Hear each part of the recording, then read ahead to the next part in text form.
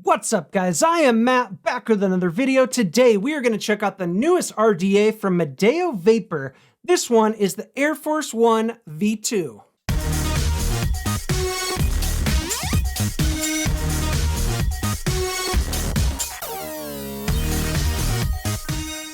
All right, this is the Air Force One V2 Rda. I never tried the V1, so I can't really speak on it. I could just speak on this one. Basically, what this is an RDA with a velocity style deck. It has airflow that comes up underneath the coil and airflow that comes down and hits the coil, so no direct side airflow. When it's wide open, it does have quite a bit of airflow. Something else that makes this unique is it's got a glass barrel, so you can see right inside at your coil. For some of you, that's a good thing. For some of you, that's a bad thing. It's not really my thing. It does come with this proprietary drip tip, but it also has a 510 adapter that will come with it. So right now, I have two Helix Clapton coils in here from the guys at Tradition Vapes. They make them.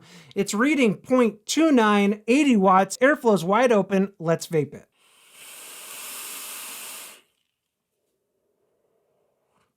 Yeah, flavor is quite nice. I think the cloud chasing types will like this. More than enough airflow, I think, for most people. Now, it does come nicely packaged, although I don't really understand why it's called Air Force One, yet it has dragons all over the box.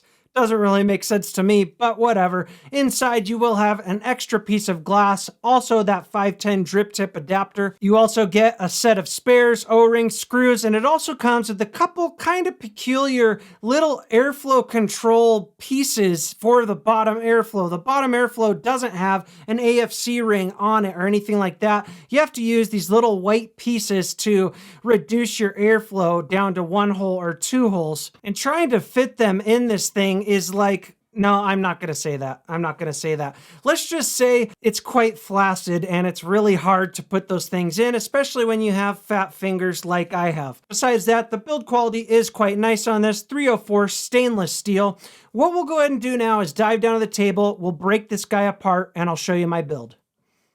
All right, let's break this down. Now from base to top edge, you're looking at about 27 millimeters. On the bottom there, you do have a copper 510 pin, it says Madao Tech. It's not adjustable, but I think it does protrude out just enough to use it on hybrid top cap mech mods. Up top here, you have 4 airflow slots feeding into 2 airflow slots, which I'll show you when we break that apart. And then on the bottom, you do have 3 airflow holes on each side. This ring is adjustable. It's pretty easy to adjust, but it's not something that's just going to go moving on its own. So now this tip right here will screw off, but you do have a little bit of grippy knurling going on around there, which makes it a little bit easier to handle. This top piece will pull right off from the base like so. Let's have a look at this real quick. This top section right here does screw off. That's your airflow control assembly.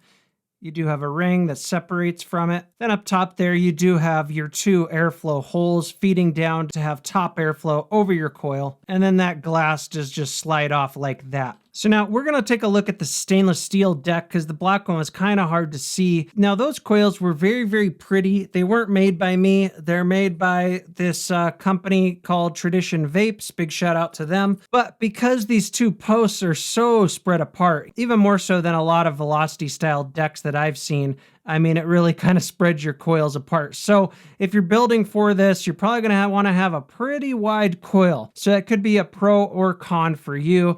Besides that, it is obviously very, very easy to build. You have some Allen head screws on the side and they give you a screwdriver for that. The holes are plenty big enough for just about every build out there. Now, if you look in the well, it's fairly deep. Okay, I would guess maybe 6 or 7 millimeters, but it's obviously some of that's taken up by this airflow. If you could see up underneath that coil there is an airflow slot. That's that airflow that goes in, then goes through the side down there, and then supposed to go up underneath your coil. Not a bad idea, except for the fact that it's easy to accidentally block it off with cotton, and it basically makes your fairly deep well not nearly as deep, because if you fill up liquid past that slot, it's going to leak on you, okay? So that's about the max amount of cotton that I'll put in this because I don't want to block off that airflow.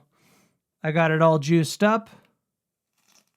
Doing well. Now next, when you check out this piece right here, there is a little groove right in there if you can see that. That is meant to go over this side right here because those screws protrude out a little bit, I'm guessing. And so you want to line that up. Your top airflow holes will be centered over your coil if you can see that inside there. Obviously you don't want to build them too high so you don't hit that top. Then you would just put the glass over the top. Doesn't matter how you put this AFC sleeve together. I mean, you don't have to center those holes over these holes or anything. So there's 4 different holes that'll just feed into that. Then you screw this bad boy on like so, and then you can just adjust your airflow like that. Okay, so let's go ahead, go back up top, vape this, and talk about it a little more. All right, so here is the Air Force One V2. I have that same build in there, bumped it up to 90 watts. It's on the Axis Vapes DNA 200, in case you were wondering. 0.29, airflow wide open. Let's vape it.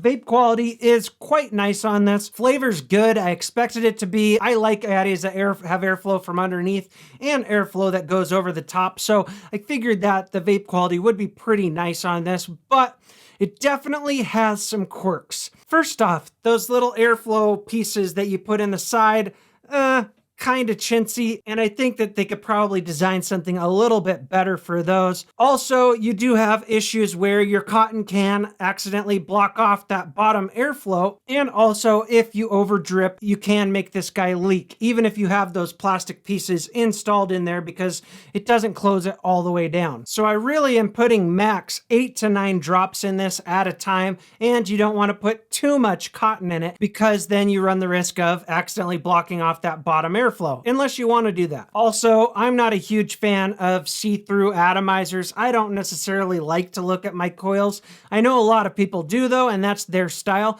So more power to you. That's just really my own taste, but it would have been nice to maybe have an all metal sleeve for this as well. However, there is no denying that the vape quality on this is quite nice once you get past the quirks. Flavor's really good. If you like Addies like this with a lot of airflow and you want good flavor, obviously who doesn't, it might be something that you dig if you don't mind the little quirks that it has. I do think that the build quality is pretty nice on this. 304 stainless steel. Does have that copper pin on the bottom for conductivity if you're using it with mech mods. As far as dripping, I really just drip down this tip.